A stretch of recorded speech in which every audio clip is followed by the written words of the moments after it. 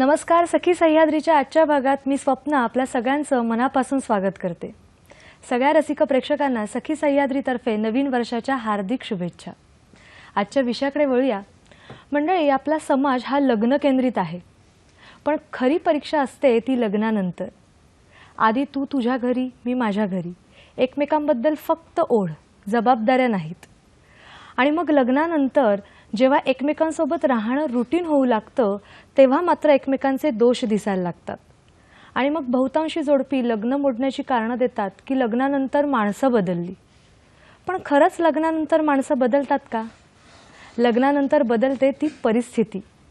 एकमेकांबद्दलची ओढ वाटते, ती ओढ वाटण्याच्या जागी जबाबदाऱ्या येतात, कर्तव्य येतात.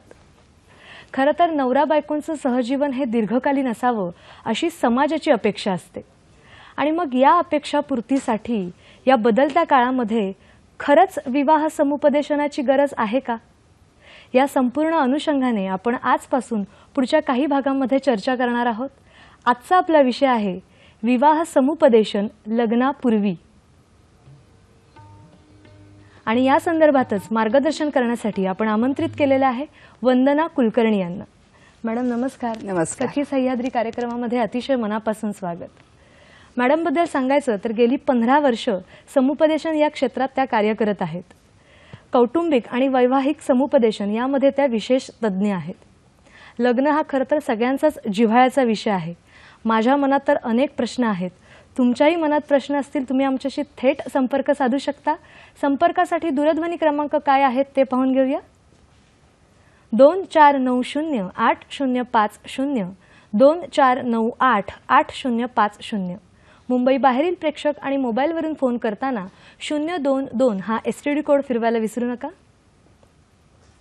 एक छोटीशी विनंती वजा सूचना आहे की प्रश्न विचारताना आपल्या दूरदर्शन संचाचा आवाज थोडा कमी ठेवा, म्हणजे आपला आवाज आमच्यापर्यंत अगदी व्यवस्थित पोहोचू शकेल. आणि प्रश्न विषयाच्या अनुषंगाने नेमके असू द्या, म्हणजे आपल्याला आपल्या पाहुण्यांकडून व्यवस्थित मार्गदर्शन करता येईल. लगेचच आपल्या चर्चेला सुरुवात करूया. आजचा विषय आहे विवाह समुपदेशन लग्नापूर्वी. आणि मार्गदर्शन करतायत वंदना कुलकर्णी. मॅडम, समुपदेशन म्हणजेच काउन्सिलिंग. म्हणजे एखाद्या व्यक्तीचं समजा जर काउन्सिलिंग करायचं म्हटलं तर त्याच्या आजूबाजूच्या परिस्थितीचा विचार करून त्याला गोष्टी समजावून सांगणं. आणि आजकाल कसं शिक्षणाचं क्षेत्रात सुद्धा काउन्सिलिंग केलं जातं, त्याच्यानंतर करिअर निवडताना काउन्सिलिंग केलं जातं. मग खरंच आजच्या काळात विवाह समुपदेशनाची गरज आहे का? मला असं वाटतं की ती आहे. अनेक वर्ष मी आता ह्या क्षेत्रात काम करताना माझ्या असं लक्षात येते आणि आपणही बघतोय आजूबाजूला की खूप जास्त प्रमाणामध्ये असे आपल्याला विवाहाच्या नात्यांमध्ये समस्या उभ्या राहताना दिसत आहेत. घटस्फोटांचं प्रमाण खूप प्रमाणात वाढताना दिसत आहे. तर हे सगळं का घडतंय? तर आणि ह्याची एक असं घडू नये, एक आपल्याला जर एका निकोप समाजाकडे, निकोप कुटुंबाकडे वाटचाल करायची असेल तर ह्यासाठी आपल्याला विवाह करण्यापूर्वी आपली काही पूर्वतयारी करायला हवी का? आणि अशी जर विवाहाची पूर्वतयारी करायची असेल तर समुपदेशन ला पर्याय नाही बदलत्या काळामध्ये. आणि आता तुम्ही म्हणलात तसं की आपण सगळ्याच विषयामध्ये आता समुपदेशनाकडे वळायला लागलेलो आहोत. अगदी शिक्षणाचं क्षेत्र निवडताना म्हणजे व्होकेशनल गायडन्स लोक 10वी-12वी नंतर करून घेतात, त्याच्यातून शिक्षण शाखा ठरवतात. शिक्षण शाखा ठरवल्यानंतर पुढे करिअर रिलेटेड काउन्सिलिंग करून घेतात. तर हे कुठे पूर्वी होतं, पण आता समाजाची, बदलत्या समाजाची गरज म्हणून आपण ह्या गोष्टी स्वीकारल्या, आपण त्या करायला सुरुवात केली. विवाह हा ह्या समाजात घडणारीच एक महत्वाची घटना आहे आणि त्याच्यामुळे तिच्याविषयी आपल्याला आपल्या शिक्षण क्षेत्रांमधून कुठल्याही पद्धतीची माहिती दिली जाते का? आपल्याकडे एक नातेसंबंधांच्यासाठी याची खूप गरज आहे. तसंच आता जे काळ बदलतोय आणि काळाबरोबरची परिस्थिती बदलतीये, त्या परिस्थितीशी आपल्याला जुळवून घ्यायचं असेल तर विवाह किंवा जी विवाहित जोडपं आहे यांना काय काय गोष्टी आधी समजणं गरजेचं आहे. आता खूप वेळा असं असू शकतं की बऱ्याच वेळेला असं वाटतं की आमच्या काळी असं कुठे होतं, ही कसली समुपदेशनाची फॅडं नवीन आली आहेत, आम्हाला कुठे असं कोणी समुपदेशन केलं होतं. पण आत्ताच आपण बोलल्याप्रमाणे बाकीचं समुपदेशन आपण जसं स्वीकारलंय आणि त्या काळामध्ये एकत्र कुटुंब पद्धतींमधून काही गोष्टी माणसं मुलं निरीक्षणातनं शिकत होती, कारण आजूबाजूला पुष्कळ जोडपी असायची. नंतर अनेक वेळेला घरातले ज्याला आपण थिंक टँक्स म्हणतो, शहाणी सुरती समजूतदार मंडळी अनेक गोष्टी समजावून सांगायला असायची. आता बऱ्याच वेळेला आपण असं बघतो की आपण विभक्त कुटुंबामध्ये राहतो, मुलं मुली आपल्या कामाच्या निमित्ताने दूरदेशी गेलेली आहेत, तिथे ती दोघंच जण राहत असतात. तर अशा सगळ्या परिस्थितीमध्ये त्यांना विवाह म्हणजे काय, विवाहाचं नातं म्हणजे नेमकं काय, या सगळ्या नात्यामध्ये तडजोड करायची म्हणजे नेमकं काय करायचं असतं, त्याच्यासाठी आपल्यामध्ये कुठले गुण आवश्यक आहेत, हे सगळं जर त्यांना चांगल्या पद्धतीने शास्त्रीय स्वरूपामध्ये समजावून सांगितलं गेलं आणि त्यांच्याबरोबर चर्चेच्या रूपात, म्हणजे हे काही आपलं समुपदेशन लेक्चरिंग नाहीये, सल्ले देणं नाहीये, तर ह्या तरुण मुला मुलींशी अतिशय चांगल्या पद्धतीने मारलेल्या गप्पा आहेत. आणि हे समुपदेशन फक्त विवाह करणाऱ्या मुला मुलींपुरतं पण मर्यादित नाहीये, तर पालकांनाही ह्याच्यामध्ये सहभागी करून घेतलं पाहिजे की बदलत्या काळामध्ये हे विवाह कशा पद्धतीने हे वैवाहिक नातं सुरू होणार आहे, कसं हे फुलणार आहे, आणि ह्या सगळ्यामध्ये पालकांची कशी भूमिका असली पाहिजे. कारण आपण बघतो की पालक सुद्धा या सगळ्या ह्याच्यामध्ये खूप गोंधळलेले आहेत की आम्ही कुठली भूमिका घ्यायची. त्यांच्या काळातल्या गोष्टी आणि आताच्या काळातल्या गोष्टी गेल्या 20-30 वर्षात इतक्या वेगाने बदललेल्या आहेत, तर अशा सगळ्या परिस्थितीशी त्यांनाही जुळवून घ्यायचंय, त्याच्यात त्यांनाही काही अडचणी येत असू शकतात. त्यामुळे एका कौटुंबिक पातळीवर सुद्धा हे समुपदेशन विवाहाशी संबंधाने जर झालं तर पालकांच्यासाठी सुद्धा कदाचित ही गोष्ट सोपी बनू शकते. कार्यक्रमातला पहिला फोन आलेला आहे, तो आपण घेऊया. रवींद्र कुडाळकर बोलतायत. नमस्कार, बोला. नमस्कार.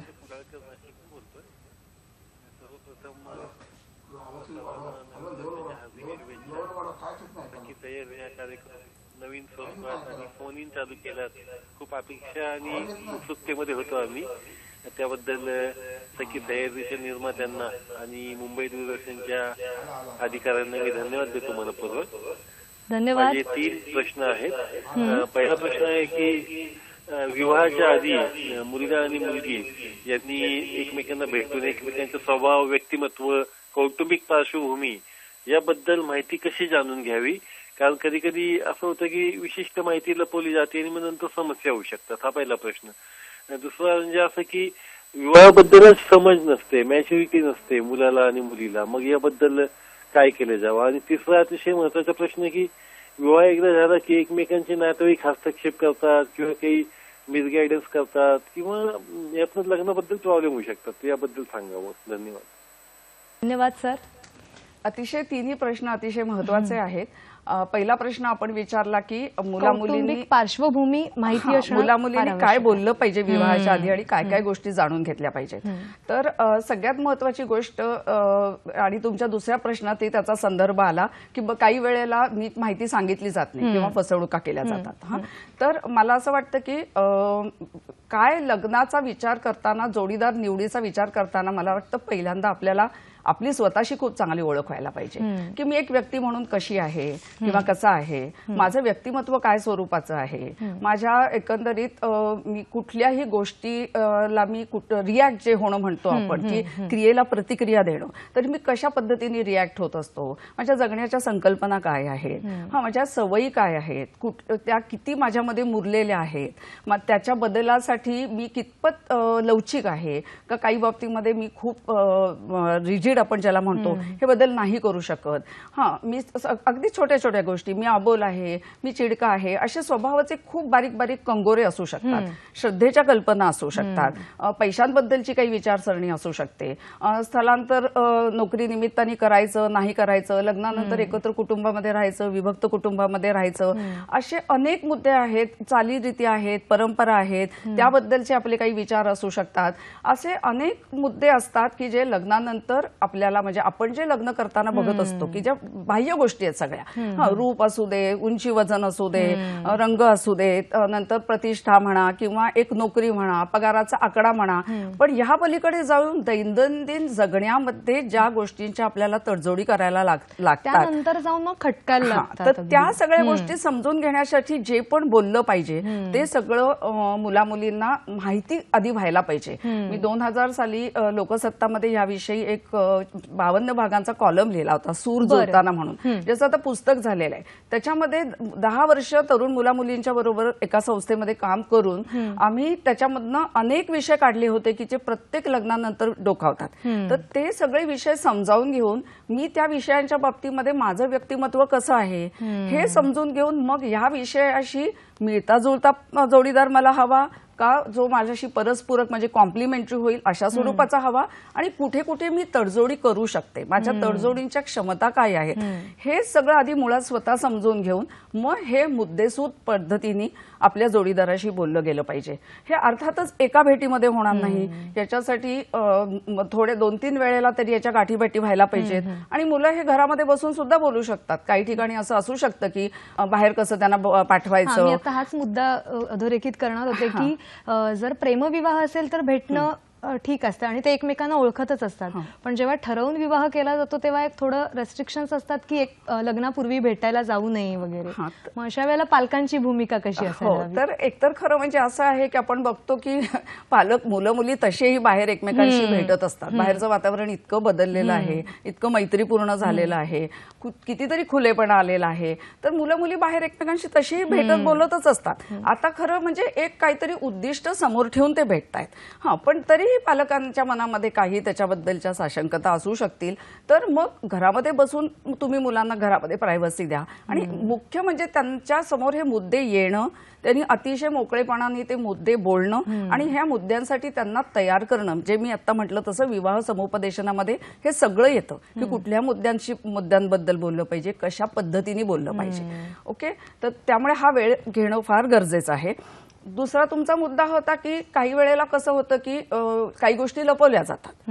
तर ह्याच्यासाठी ना आता नवीन व्यक्तिमत्व चाचण्या आलेल्या आहेत. बऱ्याच कंपन्या देखील हल्ली आपल्या एम्प्लॉईजना घेण्याच्या आधी, कर्मचाऱ्यांना घेण्याच्या आधी या व्यक्तिमत्व चाचण्या करतात. व्यक्तिमत्व समजून घेऊन कुठल्या भागामध्ये ह्याला घ्यायचं, कामासाठी कुठल्या सेक्शनमध्ये, विभागामध्ये घ्यायचं, अशा पद्धतीचं त्यांना खूप चांगला त्याच्याबद्दलचा एक फीडबॅक मिळतो, माहिती मिळते.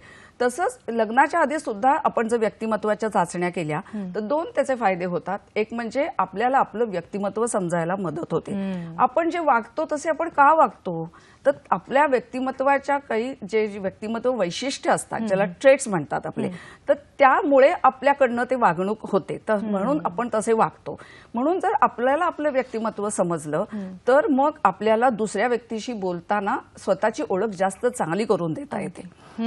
त्यासोबतच जर आपलं हे स्थळ निवड पुढे जाणार असेल तर 2 माणसांनी या दोघांनी जर या व्यक्तिमत्व चाचण्या केलेल्या असतील तर त्याची कॉम्पॅटेबिलिटी म्हणजे अनुरूपता बघता येते की आपण दोघं जण एकमेकांना किती अनुरूप होऊ शकतो. आणि मग जिथे आपण अनुरूप नाही तिथे आपण परस्पर पूरक होऊ शकतो का, आणि जिथे हे दोन्ही घडणार नाही तिथे कोपिंग म्हणजे आपण जुळवून घेऊ शकतो का, तडजोडी करू शकतो का, अशा पद्धतीने 2 व्यक्तिमत्वचे जे चाचण्यांचे जे रिपोर्ट्स आहेत ते डोळ्यासमोर ठेवून अशा पद्धतीने आपल्याला कॉम्पॅटेबिलिटी म्हणजे अनुरूपता, कॉम्प्लिमेंटरी होणं म्हणजे परस्पर पूरकता आणि तडजोडी कुठे करता येऊ शकतात हे समजायला खूप सोपं पडतं. आणि त्यामुळे लग्नाच्या आधीच मनाची तयारी झालेली असते की काय आपलं वैवाहिक जीवन आपल्यासमोर साधारणतः काय घेऊन येणार आहे आणि त्याच्यासाठी आपल्याला कसं तयार राहायचंय. ह्यांचा तिसरा प्रश्न होता मॅच्युरिटी बद्दलचा की मुलं मुली लग्न करण्या इतपत मॅच्युअर्ड झाली आहेत का. तर मुलं मुली मॅच्युअर्ड कशी होतात, तर शेवटी त्यांना घरामधून ज्या गोष्टी सांगितल्या जातात, ते शिक्षण घेत असताना व्यक्तिमत्व विकासाच्या दृष्टीने ते काही गोष्टी करतात, वेगवेगळ्या कला असतील, वेगवेगळे उपक्रम असतील, यामध्ये स्वतःला सहभागी करून घेतात. आणि मुख्यतः वाचन, म्हणजे विवाह हा इतका मोठा विषय आहे आणि आपल्या आयुष्याची 50 वर्ष तो व्यापणार आहे. तर अशा वेळेला हा विषय समजून घेणं किंवा हे नातेसंबंध समजून घेणं, घरातल्या माणसांनी त्या संदर्भातलं मार्गदर्शन करणं. आता माझ्याकडे अशी काही मुलं मुली यायला लागलेली आहेत की ज्यांचे आईवडील म्हणतात की त्यांनी ते लग्न जमवलेलं असतं, म्हणजे आयदर तो प्रेमविवाह असतो किंवा ते अरेंज मॅरेज पण असतं. तर आईवडील आवर्जून सांगतात की तुम्ही लग्नाच्या आधी ना विवाहपूर्व समुपदेशन करून घ्या. मॅडम, मी थोडंसं तुम्हाला थांबवते, पुढला फोन आलेला आहे तो आपण घेऊया आणि या विषयावर पुन्हा चर्चा करूया. दगडू यादव बोलतायत वाशीहून. नमस्कार, बोला.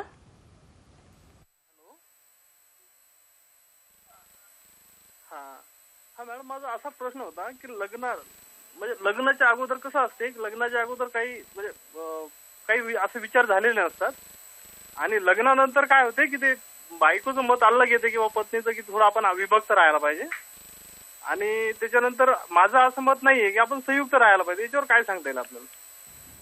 हा, मी आता तेच म्हटलं ना की मी हा मुद्दा आत्ताच बोलता बोलता घेतला होता की आपल्याला लग्नानंतर विभक्त कुटुंबात राहायचंय का एकत्र कुटुंबात राहायचंय याच्याविषयीच्या आपल्या धारणा काय आहेत किंवा आपलं जे व्यक्तिमत्व आहे हे एकत्र कुटुंबामध्ये राहायला जास्त अनुकूल आहे का विभक्त कुटुंबामध्ये राहायला अनुकूल आहे.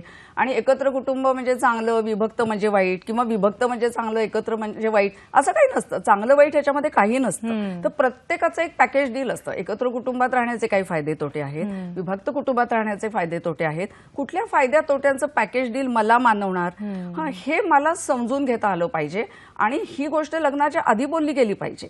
समजा एकाचं असं मत आहे की लग्नानंतर नक्की संयुक्त कुटुंबातच मला राहायचंय, अगदी काही हरकत नाही, त्याचा तो विचार असू शकतो, त्याचा वा तिचा. पण जोडीदाराचा विचार तसाच आहे का आणि तो विचार तसा असण्याला आपण अनुकूल आहोत अशी त्यांना खात्री आहे का. आता एखाद्याचा स्वभाव असा खूप जुळवून घेण्याचा असतो, एखादी व्यक्ती खूप लवचिक असते, तडजोडी करू शकते, एखादी व्यक्ती थोडीशी स्वभावाने अशी सबमिसिव्ह असते.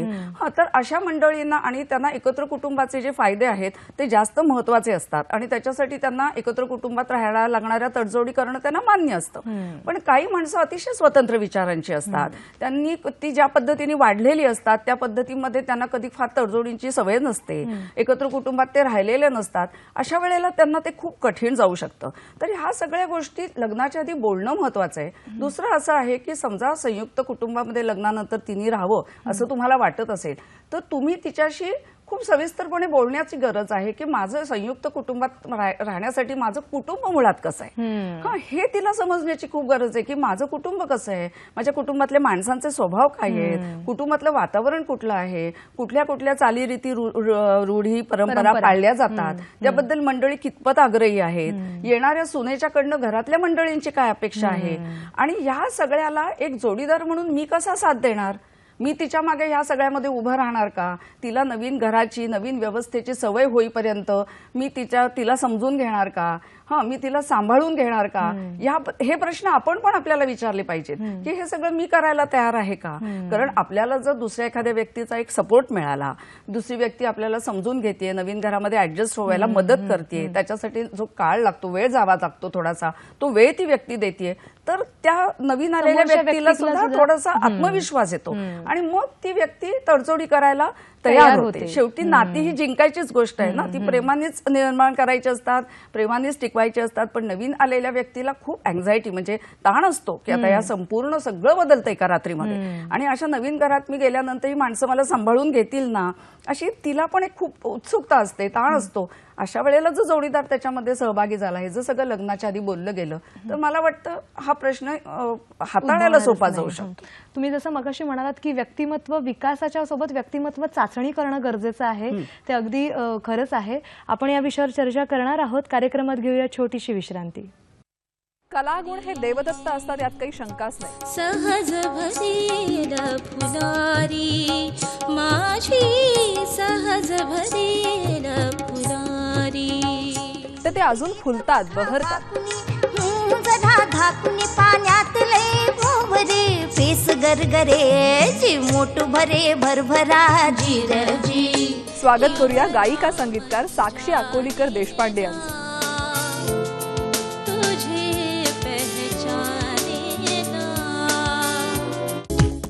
म्युझिक ट्रॅक दर शनिवारी सायंकाळी 7:30 आणि दर रविवारी दुपारी 2 वाजता. विश्रांतीनंतर सखी सह्याद्री कार्यक्रमामध्ये पुन्हा एकदा स्वागत. विवाह समुपदेशन लग्नापूर्वी या विषयावर आपण चर्चा करतोय. विश्रांतीला जाण्यापूर्वी आपल्याला जो फोन आला होता की विवाहासाठी तरुण खरंच मॅच्युअर्ड आहेत का, कारण का आजकाल स्पर्धेचं युग आहे, प्रत्येक जण काही ना काहीतरी ताणामध्ये आहेच. म्हणजे प्रत्येकाचं जरी ध्येय पैसा हा खूप महत्वाचा मुद्दा झालेला आहे, मग अशा वेळेला तरुणांना लग्नाचा खराच अर्थ माहिती असतो का. नाही फारसा. म्हणजे त्या दृष्टीने जे वाचन व्हायला पाहिजे, त्या दृष्टीने जी आपली एक तयारी व्हायला पाहिजे, तर ती नाही दिसत. म्हणजे माझ्याकडे जेव्हा जोडपी इव्हन म्हणजे लग्नानंतरची सुद्धा येतात, तेव्हा त्यांना मी अगदी काही मूलभूत प्रश्न विचारते की काय तुमच्या दृष्टीने विवाहाचा काय अर्थ आहे, विवाहामध्ये कुठल्या गोष्टी महत्वाच्या आहेत असं तुम्हाला वाटतं, किंवा विवाहामधली शेअरिंग्स कुठली आहेत. तर नाही माणसांना काही त्याच्याबद्दल सांगता येत. तर मला असं वाटतं की तशी आपली तयारीच झालेली नसते आणि मी म्हटल्याप्रमाणे की तशा पद्धतीचं वाचन आपण करत नाही. किंवा आता आम्ही कितीतरी प्रयत्न करत असतो विवाहपूर्व वर्कशॉप्स घेण्याचे, कार्यशाळा, विवाहपूर्व कार्यशाळा घेण्यासाठी आम्ही सतत धडपडत असतो. पण अशा विवाहपूर्व कार्यशाळांना आम्हाला काहीही प्रतिसाद मिळत नाही. म्हणजे तो अतिशय अल्प प्रतिसाद आहे. ज्या तुलनेमध्ये लग्न ठरतायत, होत आहेत, किंवा त्याच्यातून पुढे जाऊन प्रश्न पण निर्माण होत आहेत, ते कसे हाताळावे हे कळत नाहीये, मग घटस्फोटाचा मार्ग स्वीकारला जातोय. तर हे सगळं पुढचं रामायण वाचवण्यासाठी, कारण हे बघा शेवटी आपला सगळ्यांचा जो गोल आहे, उद्दिष्ट आहे, ते समानच आहे. आई वडिलांना जे वाटतं, मुला मुलींना जे वाटतं, समुपदेशकांना जे वाटतं, ते एकच आहे उद्दिष्ट की लग्नानंतर वैवाहिक जीवन सुखी समाधानी असावं. वैवाहिक जीवन, त्याला जोडून येणारं कौटुंबिक जीवन हे समाधानी असावं, दोघांनाही त्याच्यामधून आनंद मिळावा. मग त्यासाठी नुसतं उद्दिष्ट असून उपयोग नाही. ते उद्दिष्टापर्यंत पोहोचण्यासाठी काय करायचं, तर ते पालक त्यांच्या पातळीवर पण करू शकतात, मुलं पण त्यांच्या पातळीवर करू शकतात, मुलं मुली पण. जर ते त्यांच्या पातळीवर होत नसेल तर आपल्याला थोडंसं आउट ऑफ द वे जाऊन थोडा वेगळा विचार करून आपण किती सगळी एनर्जी लग्न कसं करायचं याच्यावर खर्ची घालतो. 2 दिवसाच्या त्या एका इव्हेंटसाठी आपण किती पैसा, किती वेळ, किती श्रम सगळे खर्च घालतो. ह्याच्यामध्ये एक विवाहपूर्व समुपदेशनासारखी छोटीशी गोष्ट केली. मी मगाशी तुम्हाला सांगत होते की काही जागरूक पालक झालेले आहेत आणि ते सांगतात मुला मुलींना की ह्या सगळ्या लग्नाच्या धामधुमीमध्ये तेवढं विवाहपूर्व समुपदेशन मात्र करून यायचं. आणि आवर्जून पालक आम्हाला फोन करतात, त्यांच्या मुला मुलींना पाठवतात, त्यांच्या आम्ही व्यक्तिमत्व चाचण्या करतो आणि मग ते कार्यशाळेला येतात. त्या कार्यशाळा 4 तासांची, 8 तासांची, 1 दिवसाची, 2 दिवसाची, अशा विविध प्रकारच्या कार्यशाळा आम्ही ठेवतो. मॅडम, तुमच्या अनुभवाविषयी आपण जाणून घेणारच आहोत, पण पुढला फोन आलेला आहे. माधवी जोशी बोलतात ठाण्याहून. नमस्कार, बोला.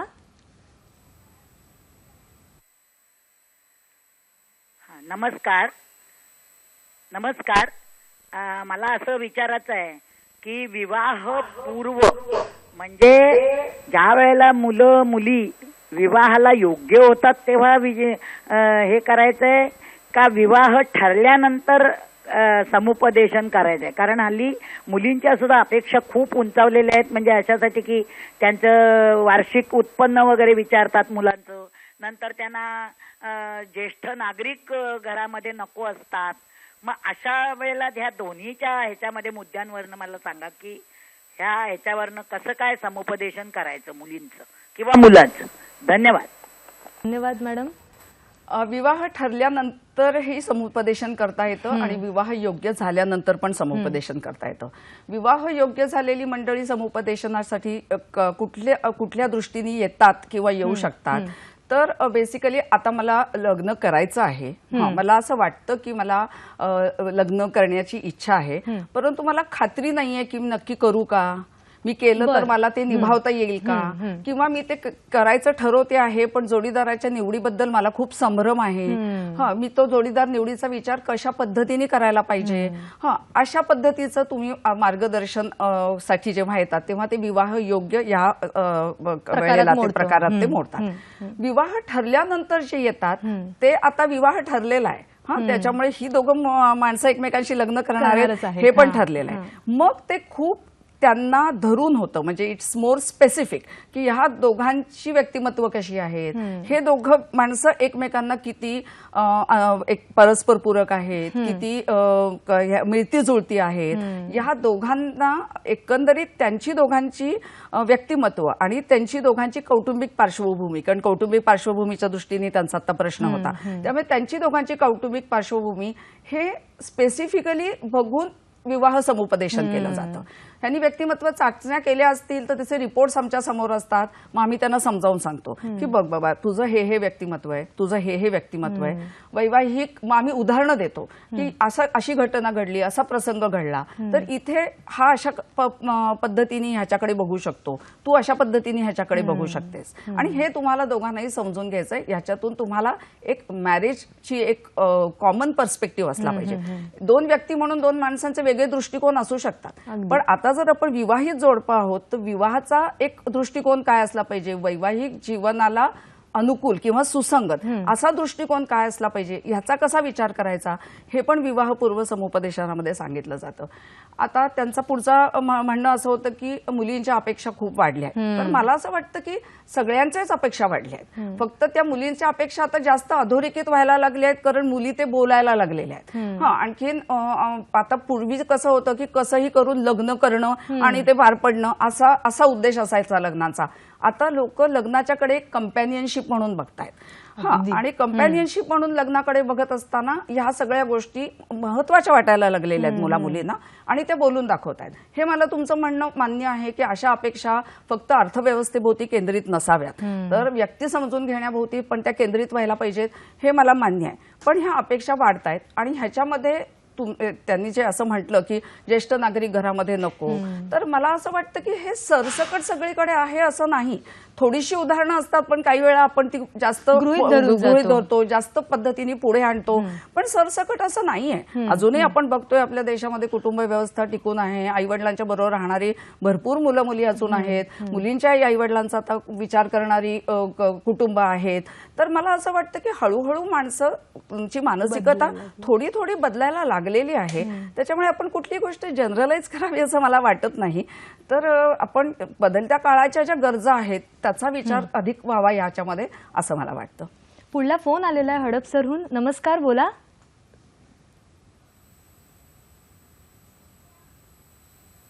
मॅडम, मी पुण्याहून हडपसर. माझं नाव बोला. व्यंकट वाळके. सलग प्रश्न विचारा. लग्न जुळवायच्या आधी पत्रिका बघणे गरजेचे आहे का? काय ब्राह्मण? धन्यवाद.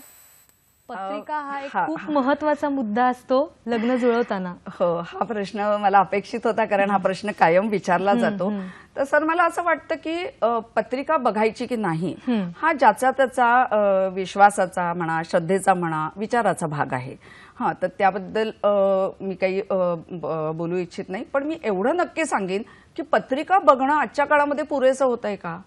एक समुपदेशक म्हणून काम करताना आमच्या काय लक्षात येतं की कितीतरी विवाहाचे प्रश्न घेऊन आमच्याकडे जोडपी येतात. त्यांच्या पत्रिकेत 36 गुण जमलेले असतात. म्हणजे आम्ही काही विचारायच्या आधी ते आम्हाला आपणून सांगतात की पत्रिका बघितली होती मॅडम, 36 गुण ती जुळली पण होती, तरी पण हे प्रश्न येत आहेत.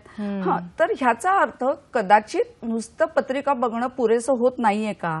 मग बदलत्या काळामध्ये जी नवीन नवीन साधनं प्रगत होत आहेत, ओके, त्या साधनांचा आपण पुढे जाऊन ह्याच्यासाठी काही वापर करू शकतो का?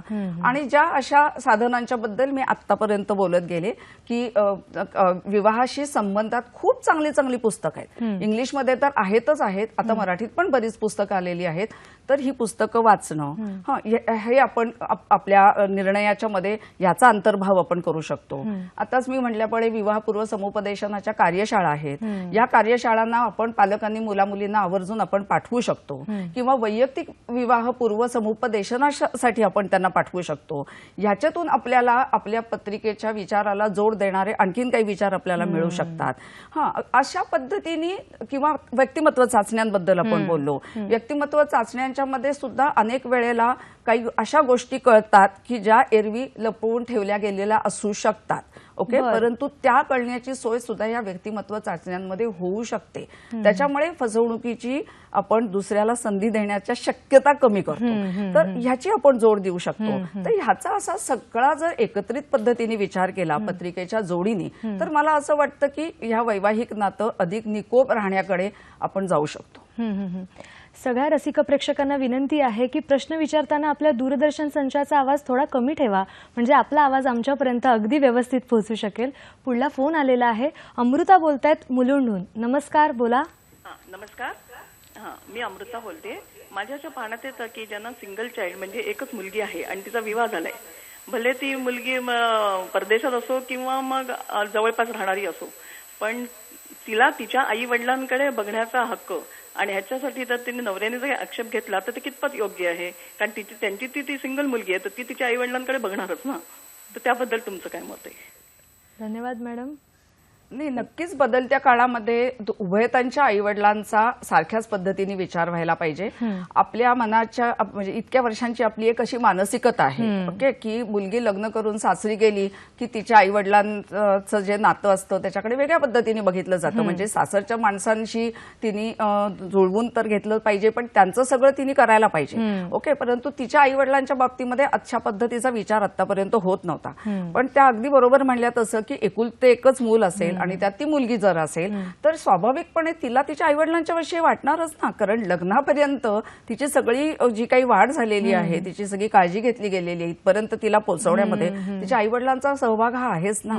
आणि त्यामुळे तिलाही म्हणजे तिला जसं तिच्या सासू सासऱ्यांच्या बद्दल वाटलं पाहिजे त्यांचं तसं तिने करावं अशी तिच्या नवऱ्याची पण अपेक्षा असणार आहे. तसंच तिच्या आईवडिलांविषयी नवऱ्याला वाटावं किंवा तिच्या त्यांच्याविषयीच्या भावना त्यांनी समजून घ्यावा असं जर तिला वाटलं तर त्याच्यामध्ये गैर काय आहे? कारण शेवटी कसं आहे की लग्न हे पॅकेज दिले, जसं ते काही नुसतं नवरा लग्न हे फक्त काही दोन माणसांचं म्हणजे नवरा बायकोंचं होत नसतं, त्याला जोडून दोन कुटुंबही जोडली जात असतात आणि म्हणून दोन्ही कुटुंबांचा याच्यामध्ये विचार होणं. आणि तसं जर झालं तर व्यक्तीला खूप समाधान वाटतं ना, की चला म्हणजे माझ्या नवऱ्याला पण माझ्या आईवडिलांच्या बद्दल तितकंच वाटतंय, तितक्याच जबाबदारीने तो त्यांच्याकडे बघतोय, त्यांच्याविषयीच्या माझ्या भावना तो समजून घेतोय. असं जर तिला त्याच्यामधून एक दिलासा मिळाला तर तिचं तिच्या नवऱ्याबरोबरचं नातं, तिच्या सासू सासऱ्यांबरोबरचं नातं हे जास्त मोकळेपणाचं, जास्त घट्ट व्हायला मदत होते. कारण तिला ती कुठेतरी सिक्युअर्ड आहे की चला माझ्या आईवडिलांच्याकडे सुद्धा योग्य पद्धतीने त्यांची दखल घेतली जाते की त्यांचाही विचार मनामध्ये ठेवला जातोय. तर तिला खूप सुरक्षित वाटतं अशा घरामध्ये, अशा कुटुंबामध्ये. आणि तिचं असं सुरक्षित वाटणं, त्याच्यामुळे तिला मिळणारा आनंद समाधान हे त्याच घरामध्ये त्या नातेसंबंधांमध्येच व्यक्त होत राहतं. आणि त्यामुळे सगळीच नातेसंबंध निकोप राहायला त्याच्यातून मदत होते. एकमेकांना समजून घेणं दोघांकडून सुद्धा अपेक्षित आहे आणि ते व्यवस्थित राहिलं तर नक्कीच मला वाटतं नातेसंबंध छान निकोप सशक्त होऊ शकतात. आपण आपली चर्चा अशीच चालू ठेवणार आहोत. कार्यक्रमात घेऊया छोटीशी विश्रांती.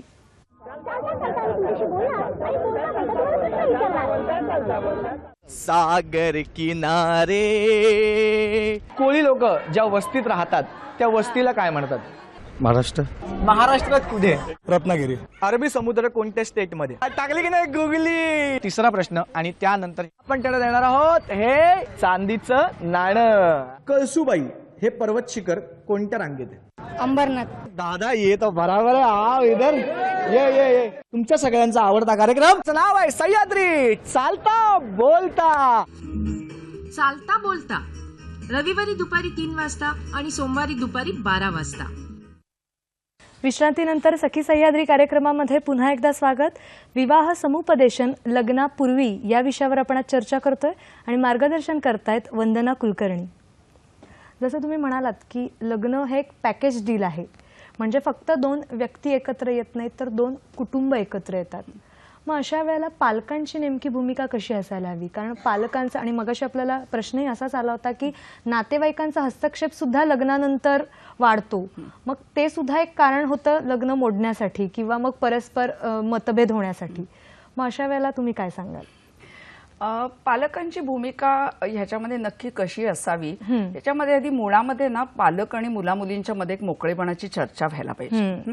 कधी कधी आपल्याला काय होताना दिसतं की मुलं बाहेर लग्न जमवतात आणि घरी येऊन आईवडिलांना जेव्हा सांगतात तेव्हा ते एकदम रिॲक्ट होतात, त्याची एकदम अशी प्रतिक्रिया येते की म्हणजे ते एकदम पटकन तो निर्णय तसा पचवू नाही शकत.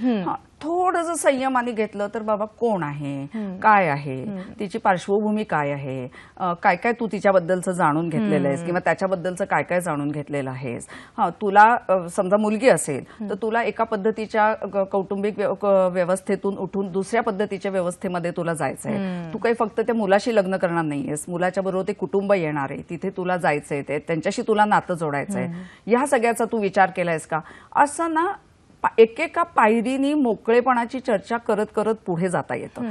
याच्यासाठी पालकांना आधी लक्षात घेतलं पाहिजे की शेवटी लग्न पालकांनी जमवलं समजा तरी शेवटी निभावणारे कोण? मुलं मुली निभावणार आहेत. मग त्या लग्न निभावण्यासाठी चांगल्या पद्धतीने ते नातं पुढे नेण्यासाठी मुला मुलींना आपण त्या दृष्टीने तयार केलंय का. म्हणून मी बोलता बोलता मगाशी म्हटलं की पालकांचं जसं विवाहासाठी मुला मुलींचं जसं विवाहपूर्व समुपदेशन व्हायला पाहिजे तसं पालकांचंही व्हायला पाहिजे. हा, तर पालकांना एका ठराविक ह्याच्यापर्यंत लग्न नेऊन ठेवायला काही हरकत नाही. म्हणजे समजा आपल्याला सुरुवातीच्या काळामध्ये स्थळ बघताना जात बघायची आहे, पत्रिका बघायची आहे किंवा इतर ज्याही गोष्टी टँजिबल गोष्टी मी म्हणते ज्या दाखवता येतील अशा सगळ्या, इथपर्यंत सुरुवातीला स्थळ बघून अशा पद्धतीने निवडून पालकांनी इथपर्यंत स्थळ आणून ठेवलं. पुढचा जो भाग आहे तो मुला मुलींवर सोपवला पाहिजे की आताच तुम्हाला दोघांना पुढची 50 वर्ष एकत्र राहायचंय तर विचारांच्या पातळीवर, भावनांच्या पातळीवर, आयुष्याकडे बघण्याचे दृष्टिकोन म्हणा, संकल्पना म्हणा, मगाशी जे आपण सगळं बोललो ते, या सगळ्या दैनंदिन गोष्टीच्या समोर तुम्ही एकमेकांशी कितपत मिळते जुळते आहात याच्यासाठी तुम्ही एकमेकांशी बोला. आणि तिथे मग पालकांनी मला असं वाटतं की तो निर्णय मुला मुलींवर सोपवला तर ते त्यांच्यावर एक ती जबाबदारी टाकण्यासारखं आहे. आणि आपल्या लग्नाची जबाबदारी आपण नको का घ्यायला. थोडंसं मॅडम मी पुन्हा एकदा तुम्हाला थांबवते. पुढला फोन आलेला आहे. कविता जोशी बोलतायत मालाडहून. नमस्कार, बोला. हा, नमस्कार. नमस्कार. हा मॅडम, नमस्कार. प्रश्न विचारायचा आहे की मुलीचं लग्न झाल्यानंतर जसं भावानी आई वडिलांना विचारायचं असतं तसं मुलींनी सुद्धा विचारायला हवं ना आई वडिलांना, घरच्यांना, असा माझा प्रश्न होता. मुलीचं लग्न होतं ते. धन्यवाद.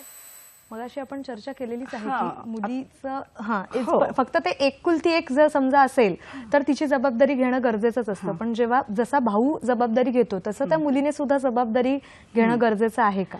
म्हणजे आता बदलत्या काळाप्रमाणे आपण कुटुंब व्यवस्थेच्या व्याख्या जर बदलल्या आणि काळाला अधिक अनुरूप अशा त्या केल्या. कितीतरी गोष्टी आपण काळाला अनुरूप करतोय ना. आपलं राहणीमान किती बदललंय. आपण कितीतरी गोष्टी ज्या पूर्वी करत नव्हतो त्या आता करायला लागलेलो आहे. तर आपण ह्या सगळ्या गोष्टी, मुला मुली आपल्यापासून लांब राहतात, देशापरदेशात जातात, तिथे जाऊन नोकऱ्या करतात, तिथे सेटल होतात, ह्या सगळ्या गोष्टी आपण स्वीकारल्या की नाही. तसंच आपले कुटुंब व्यवस्थेच्याकडे आपण जर अधिक खुलेपणाने बघू शकलो आणि ही कुटुंब व्यवस्थेच्या ज्या एक आपण ज्याला परीघ म्हणू तो आपण जर ह्या अधिक रुंदावला तर मला असं वाटतं की ते सगळ्यांच्याच भल्याचं आहे. परंतु आधीच्या प्रश्नाला अनुसरून ह्याच्यामध्ये ती एक फाईन लाईन आहे. ती मधली जी रेषा आहे ना ती जपता आली पाहिजे की एकमेकांच्या विषयी आस्था वाटणं, एकमेकांची काळजी घेणं ही एक गोष्ट आहे, पण हस्तक्षेप करणं ही दुसरी गोष्ट आहे. त्याच्यामुळे हस्तक्षेप न होता आपण आहोत बाबा एक आधार म्हणून, हे सांभाळून घेणं फार गरजेचं आहे. बऱ्याच वेळेला असं होऊ शकतं की जबाबदारी घेता घेता हस्तक्षेप व्हायला लागला किंवा कित्येक वेळेला ज्या गोष्टी नाही सांगितल्या गेल्या पाहिजेत त्या सांगितल्या गेल्या किंवा त्या योग्य पद्धतीने स्वीकारल्या गेल्या नाही, तिथे काहीतरी गडबडी झाल्या. तर आपण एक कुटुंबाची परीघ चांगल्या अर्थाने वाढवायचं म्हणतोय, त्याच्यामध्ये गडबडी होऊ शकतात. म्हणून असं आपल्याला ही एक मधली रेख खूप चांगली जपता आली पाहिजे की कौटुंबिक जिव्हाळा पाहिजे, आस्था पाहिजे, परंतु हस्तक्षेप नको. मुला मुलींचे संसार बदलत्या काळात आपण केले त्याच्यापेक्षा फार वेगळ्या पद्धतीचे असणार आहेत. आपल्या काळातल्या सगळ्या गोष्टी त्यांना लागू होणार नाहीये. त्यामुळे आपण हा हस्तक्षेप जर टाळला तर सगळीच मंडळी जास्त आनंदामध्ये राहू शकते असं मला वाटतं. एक फक्त आधार देणं, त्यांना मानसिक आधार देणं फार गरजेचं असतं हे नातेसंबंध जपताना. किंवा तुम्ही म्हणालात की ती एक लाईन रेषा, पुसटशी रेषा जी आहे ती जपली गेली पाहिजे. ही झाली पालकांची भूमिका. पण या सगळ्यात महत्वाची असतात ती म्हणजे मुलं. त्यांची नेमकी भूमिका काय असायला पाहिजे किंवा त्यांच्या काय अपेक्षा असतात पालकांकडून किंवा एकंदरीत कुटुंबाकडून. योगायोगाने कालच माझ्याकडे एक मुलगा आला होता आणि आता ह्या कार्यक्रमात मला ते उदाहरण द्यायचा खूप मोह होता. आणि तो मला म्हणाला की मॅडम आमचा 12-14 जणांचा ग्रुप आहे मित्रमैत्रिणीचा आणि त्यातली आम्ही काही जण 30ला आलेलो आहोत, काही जण आम्ही आता 31, 32, 33 वर्षांची पण आम्ही काही जण आहोत आणि आमच्यापैकी 4 जणांची लग्न झालेली आहेत. त्यातलं एकच लग्न व्यवस्थित चाललेलं आहे. एका लग्नामध्ये खूप प्रॉब्लेम्स आहेत आणि दोघांचे ऑलरेडी घटस्फोट झालेले आहेत. तर ह्या सगळ्या पार्श्वभूमीवर आम्हाला एक मनामध्ये इच्छा तर आहे लग्नाची, पण आम्हाला खूप कमिटमेंट अँझायटी असा त्यांनी शब्द वापरला की आम्हाला कमिट करायला ना खूप अँझायटी येते, आम्हाला खूप चिंता वाटते की मग आमचं ह्याच्यासारखं तर होणार नाही ना. आणि आमच्या आजूबाजूचं सुद्धा विवाहाचं चित्र काही खूप आम्हाला अनुकूल वाटत नाही. घराघरातून आम्ही जोडप्यांची भांडणं बघतो, आम्ही किती वेळा बघतो की कितीतरी जण नाईलाजाने एकमेकांच्या बरोबर राहत असतात आणि आमच्या मित्रमैत्रिणींमध्येही आम्ही हे बघतो. त्यामुळे लग्न तर करायचं आहे पण ह्या सगळ्या चिंता आम्हाला वाटतात आणि आमच्या असं लक्षात येतं की अरे मग हे असं का झालं असेल, मग कुठेतरी आपला विवाहाचा विचार कमी पडतोय का. तर मग आम्हाला आमच्या निदान एक 10-15 जणांच्या मित्रमैत्रिणींच्या ग्रुप पुरतं असं आम्हाला काही एक प्लॅटफॉर्म तयार करता येईल का की जिथे आम्ही सगळेजण एकत्र येऊ आणि ह्याच्याविषयी आम्हाला कोणीतरी चांगल्या पद्धतीने मार्गदर्शन करेल. असा तो मुलगा माझ्याकडे आणि मी त्याचं अभिनंदन केलं. मी म्हटलं तुला यावंसं वाटलं, तुला भेटावंसं वाटलं आणि नक्की आपण तुमच्या ग्रुपचं एक व्यासपीठ करूयात. आपण आधी म्हटलं तू त्या दृष्टीने आधी मुलामुलींशी तुझ्या मित्रमैत्रिणींशी बोल, कारण सुरुवातीला ही चर्चा होणं खूप गरजेचं आहे. त्यांना त्याच्याबद्दलचा एक कम्फर्ट लेव्हल आला पाहिजे. तो आल्यानंतर आपण भेटूयात, मग आपण एक प्री मॅरिटलचं तुमच्यासाठी एक जॉईंट सेशन करूयात. तर हे मुलामुलींना आता वाटायला लागलेलं आहे, हे खूप महत्वाचं आहे. दुसरं मुलं मुली मला असं म्हणाली की आमच्यामध्ये चर्चा खूप वेळेला होते ह्या विषयाच्या संदर्भात, परंतु त्याच्यापाशी बद्दल नेमकं कुणाशी बोलायचं आणि कसं बोलायचं हेच आम्हाला कळत नाही आणि त्यामुळे ती चर्चा आमच्यापुरतीच मर्यादित राहते. म्हणून सुद्धा मला तुमच्याकडे यावंसं वाटलं की ह्या बाबतीत तुम्ही आम्हाला काय मदत कराल. पालकांशी बोलायचा आम्हाला संकोच वाटतो किंवा काही वेळेला संकोच नसतो पण पालक आम्हाला पुरेसं समजून घेत नाहीत आम्हाला असं वाटतं. तर हा माणसांचा दोष नसतो, हा नात्यांचा दोष असतो किंवा त्यातले सगळे जे बारकावे आहेत ते अनेक वेळेला पालकांना माहिती नसू शकतात, असं पण असू शकतं. तर हा आमच्या पातळीवरतीच हा खूप गोंधळ आहे आणि ह्याच्यासाठी आम्हाला कुठे जायचं हे कळत नाही. पण एकीकडे हा मुलगा, पण दुसरीकडे कित्येक मुलं मुली असे दिसतात की ज्यांनी मात्र ह्या एवढ्या मोठ्या घटनेचा आपल्या आयुष्यावर परिणाम करणारा नाही पुरेसा विचार केलेला. ते पुरेसा विचार न करताच ह्यामध्ये आपल्याला जाताना दिसतात. आणि आता आपण संबंध त्याच्याबद्दलच बोलतोय की पुरेसा विचार केला नाही तर पुढे जाऊन काय होतं प्रॉब्लेम. आणि म्हणून हा विचार करणं किंवा हा विचार करण्यासाठी पालकांनी त्यांना उत्तेजन देणं, म्हणजे मुलामुलीची ही भूमिका असली पाहिजे की हे माझं लग्न आहे आणि ह्या लग्नाची जबाबदारी माझी आहे. 50 वर्ष मला हे नातं निभवायचं आहे. आपल्या भोवतीच्या सगळ्या गोष्टी बदलत असताना हे नातं मात्र खूप दीर्घकालीन नातं आहे आणि बदलत्या काळामध्ये मला स्वतःमध्येही हे नातं चांगल्या पद्धतीने पुढे नेण्यासाठी, निकोप ठेवण्यासाठी काही बदल करायचे आहेत. म्हणजे ज्याला आपण ब्रेकिंग ऑफ स्टिरियोटाइप्स म्हणतो. म्हणजे ह्या पुरुषांच्या म्हणजे ह्याच भूमिका, बाईच्या म्हणजे ह्याच भूमिका, असं न करता आपल्या दोघांचं मिळून बदलत्या काळातलं हे कुटुंब असणार आहे. बदलत्या काळाशी सुसंगत राहणं फार गरजेचं आहे. पुढला फोन आलेला आहे. नेहा कुलकर्णी बोलतायत औरंगाबादहून. नमस्कार, बोला. हॅलो, नमस्कार. हॅलो, मी नेहा कुलकर्णी बोलतेय औरंगाबादहून. प्रश्न विचारा. हा, आपला आवाज येतोय आमच्यापर्यंत. आपण हॅलो, मी नेहा कुलकर्णी बोलते औरंगाबादहून. मला असा प्रश्न विचारायचा आहे की पुष्कळ वेळेस असे आई वडिलांचेच लग्न टिकत नाही, म्हणजे त्यांचेच डिवॉर्स वगैरे होतात किंवा आणखीन काही कारणावरून लग्न टिकत नाही वगैरे. तर अशा वेळेस त्यांचे जे मुलं असतात तर त्यांच्यावर एक निगेटिव्हिटी अशी निर्माण होते की आपण आई वडिलांचं टिकलं नाही तर मग आपलं कसं आहे टिकेल वगैरे, म्हणजे घरातच असं लग्न नाही टिकलं तर मग अशा वेळेस त्यांच्या मुलांना कसं मार्गदर्शन करा. धन्यवाद मॅडम. आई वडिलांचं लग्न टिकत नाही आणि मग त्याचा परिणाम मुलांवर होतो आणि मग कुठेतरी एक तो न्यूनगंड येतो की आपल्याच आई वडिलांचं टिकलं नाही तर मग आपलं कसं टिकणार.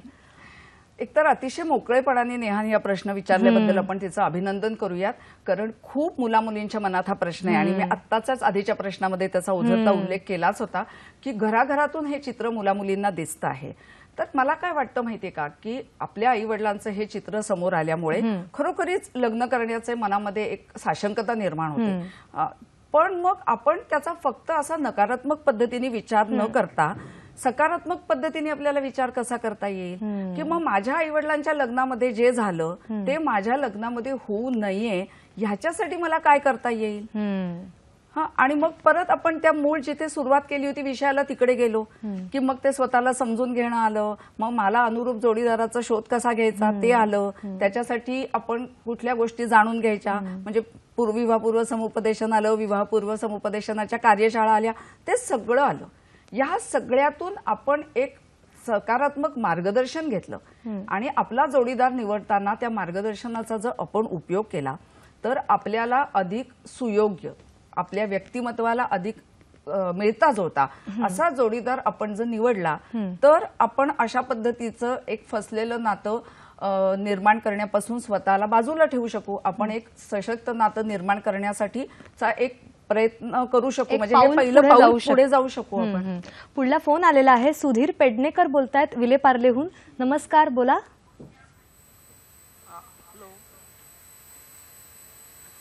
हॅलो. मॅडम, मला प्रश्न विचार. आता त्यांनी एक सांगितलं की समुपदेशन करताना काही जर गोष्टी लपून ठेवल्या असतात त्या उघड होतात, तर त्याचं एक उदाहरण द्याल का? अशी कशा गोष्टी, कुठल्या गोष्टी लपून ठेवल्या उघड होतात त्या द्याल का उदाहरण त्याचं एखादं? धन्यवाद सर.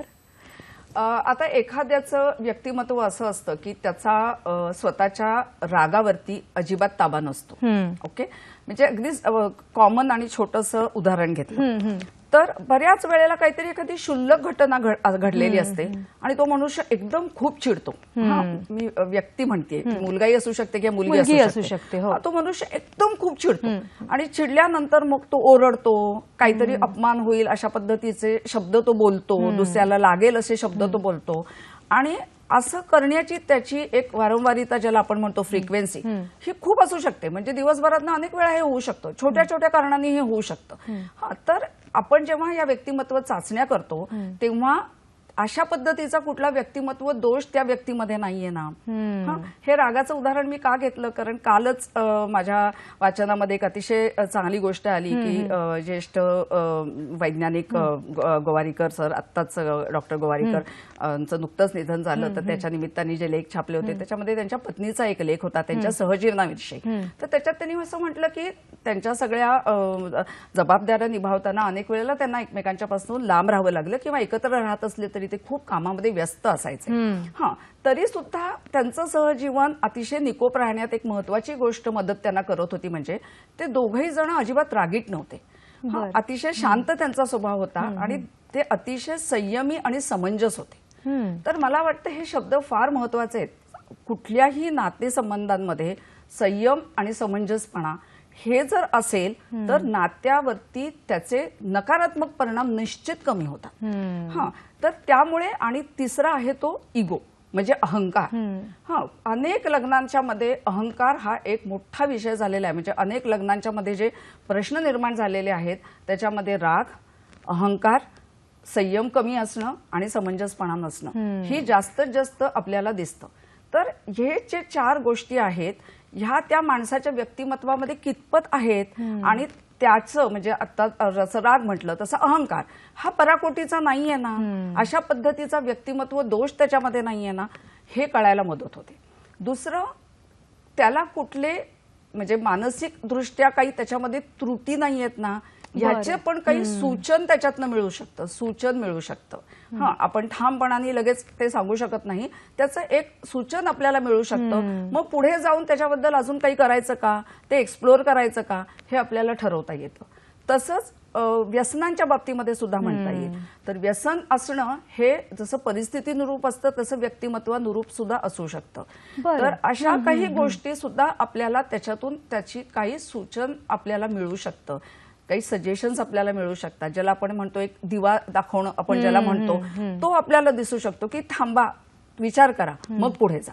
असं आपल्याला त्या समुपदेशनातून किंवा त्या व्यक्तिमत्वाचे रिपोर्ट्स बघून आपल्याला एक सूचन त्यांना करता येतं, एक सजेशन त्यांना देता येतं, आपल्याला एक दाखवता येतं की बाबा हा दिवा आम्हाला दिसतोय, तुम्ही हा अधिक तपासून बघा, हे अधिक एक्सप्लोर करा, याची जास्त माहिती काढा, हे आपल्याला निश्चितपणे सांगता येऊ शकतं. आपण आणखीन उदाहरणं जाणून घेणार आहोत, आणखीन लग्नापूर्वी विवाह समुपदेशनाचे वेगवेगळे टप्पे जाणून घेणार आहोत. सध्या घेऊया कार्यक्रमात छोटीशी विश्रांती. मुलं म्हणजे देवाघरची फुलं. बालमजुरांच्या संख्येच्या बाबतीत भारत सगळ्यात अग्रेसर आहे. 3 वाजता मी कामाला जाते, त्याच्या आधी मी माझा अभ्यास करते. का बरं ही अशी परिस्थिती? प्रत्येकाला पोटभर नसलेलं आपण थोडं तरी खायला मिळावं म्हणून मी काम करते. मुलांकडून काम करून घेणं सोपं जावं म्हणून मोठी माणसं गरिबीच्या नावाखाली मुलांना काम करायला भाग पाडतात. शाळा सुटली, पाटी फुटली, आई मला भूक लागली. सकाळचा नाश्ता करताना आपण राजासारखं जेवावं आणि दुपारचं जेवण करताना एका कामगारासारखं. आपल्या गरजेनुसार आपल्याला खायचंय. या धावण्याच्या नादामध्ये आमच्या छोट्यांचं बालपण कुठे हरवतंय का? पालकांमध्ये वेळ न देता येण्यामुळे संशय घेण्याचं प्रमाण खरंच खूप वाढलंय. मला माझ्या आई बाबांसारखंच वागायचंय. यंग तरंग प्रसारण मंगळवारी सायंकाळी 5:05 गुरुवारी रात्री 10 वाजता आणि रविवारी सकाळी 10:30 वाजता. विश्रांतीनंतर सखी सह्याद्री कार्यक्रमामध्ये पुन्हा एकदा स्वागत. विवाह समुपदेशन लग्नापूर्वी या विषयावर आपण चर्चा करतोय. मॅडम, पूर्वीचे विवाह आणि आत्ताचे विवाह याच्यामध्ये खूप फरक झालेला आहे. म्हणजे आता कसं शिक्षण आहे, मग नोकरी, करिअर, यामुळे जी नेमकी वयाची मर्यादा आहे ती पुढे ढकललेली आहे किंवा पुढे गेलेली आहे असं पण म्हणूया. मुलांच्या बाबतीतही आणि मुलींच्या बाबतीतही. मुलीही अगदी करिअर ओरिएंटेड झालेल्या आहेत आणि आजकाल शाळा कॉलेजेसपासूनच गर्लफ्रेंड, बॉयफ्रेंड अशा संकल्पना आलेल्या आहेत.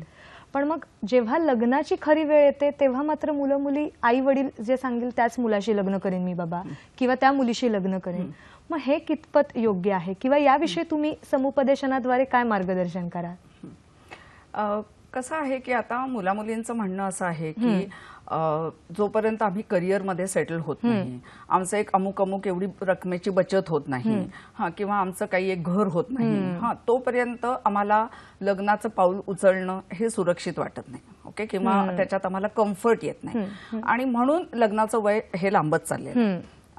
आता आपण वयात आल्यापासून लग्न प्रत्यक्ष होईपर्यंत मध्ये खूप मोठा जर कालखंड असेल तर निसर्गाचं काम करणारच आहे. आणि जर निसर्गाचं काम करणार असेल, बरंच समाजामध्ये खूप मोकळेपणा आलेला आहे. मुलं मुली आता सर्रास एकमेकांच्या मध्ये मिसळत आहेत. सगळीकडे आपल्याला दिसतं आहे की हे वातावरण सगळं खूप बदललेलं आहे.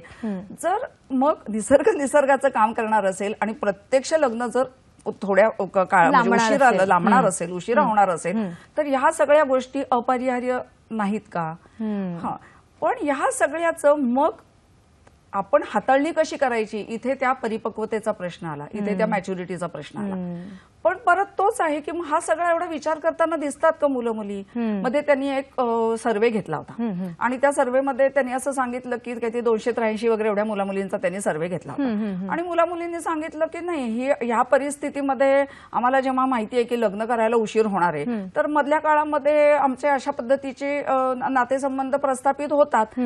त्याच्यामध्ये ना जास्त करून गर्लफ्रेंड बॉयफ्रेंड मटेरियल असं बघितलं जातं. आणि मग त्या पद्धतीचाच तो सगळा विचार त्याच्यामध्ये केलेला असतो.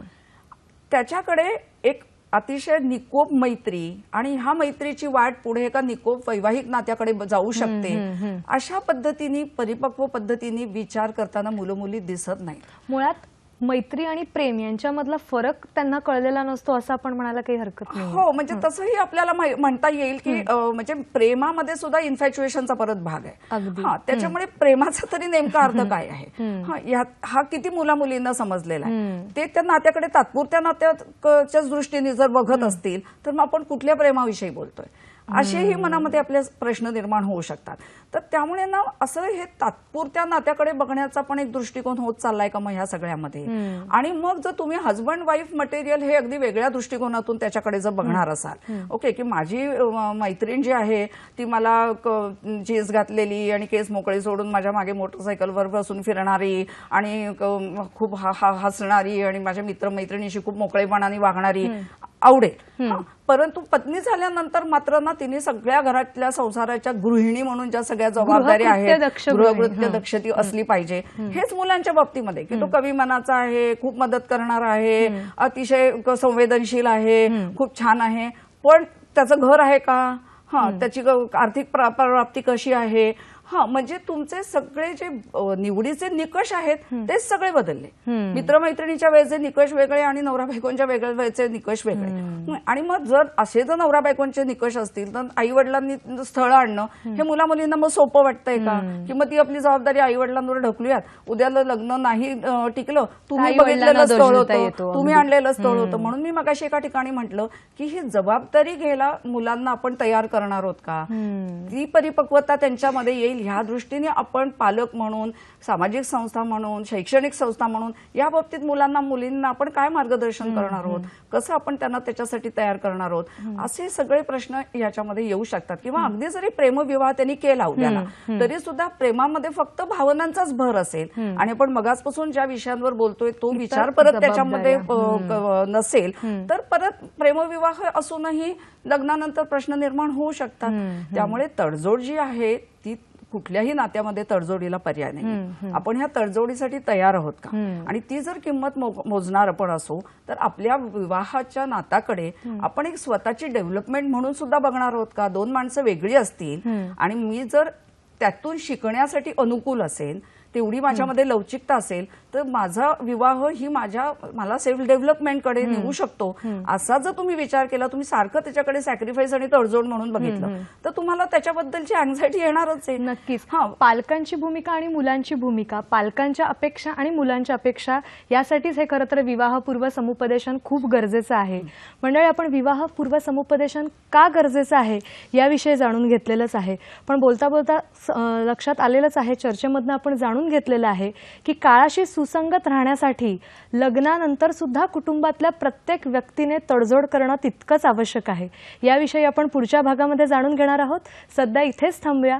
मॅडम, तुम्ही इथे आलात आणि विवाहपूर्व समुपदेशनाचे वेगवेगळे मुद्दे आम्हाला सांगितलेत त्याबद्दल अतिशय धन्यवाद. धन्यवाद.